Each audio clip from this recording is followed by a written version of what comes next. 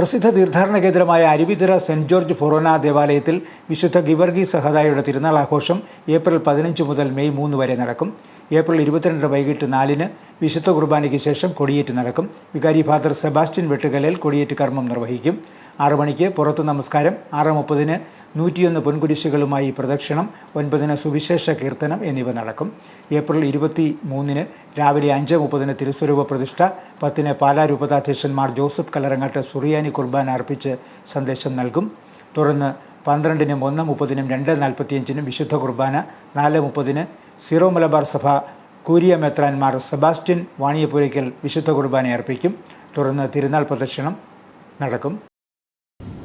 മുൻ വർഷങ്ങളിൽ പതിനായിരക്കണക്കിന് ആളുകൾ, വിശ്വാസികൾ ദേവാലയത്തിൽ വന്ന് പ്രാർത്ഥിക്കുകയും തിരുനാളിൽ സംബന്ധിക്കുകയും ചെയ്തുകൊണ്ടിരിക്കും.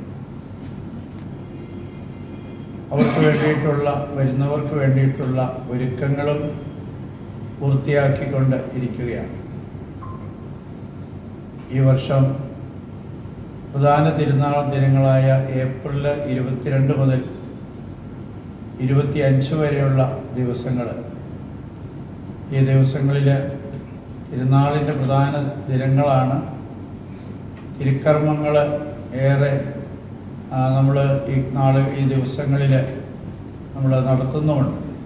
സ്വർണ്ണക്കുരിശ് വഹിച്ചുകൊണ്ടുള്ള പ്രദക്ഷിണവും, അതോടൊപ്പം തന്നെ പള്ളിയുടെ കുരിശ് ചുറ്റിയുള്ള 23, 24 ദിനങ്ങളിലെ പ്രദക്ഷിണവും ഏറെ ശ്രദ്ധേയമാണ്.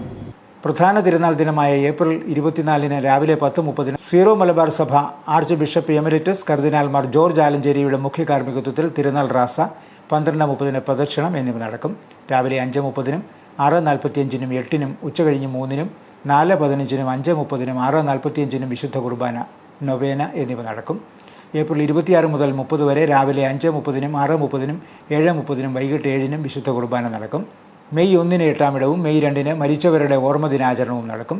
ഏപ്രിൽ 22-ന് കൊടിയേറ്റിനും പുറത്തു നമസ്കാരത്തിനും ശേഷം പള്ളിയിൽ നിന്ന് വടക്കേക്കര കുഴിച്ചുപള്ളിയിലേക്ക് 101 പൊൻകുരിശുകളുമേന്തി വിശ്വാസ പ്രഖ്യാപന പ്രദർശനം ഉണ്ടായിരിക്കുമെന്ന് വികാരി ഫാദർ സെബാസ്റ്റ്യൻ വെട്ടുകല്ലിൽ, കൈക്കാരന്മാരായ Thomas Kunnakkattu, Josukutty Karottupullolil, Prince Porkattil, Tom Perunnilam എന്നിവർ അറിയിച്ചു.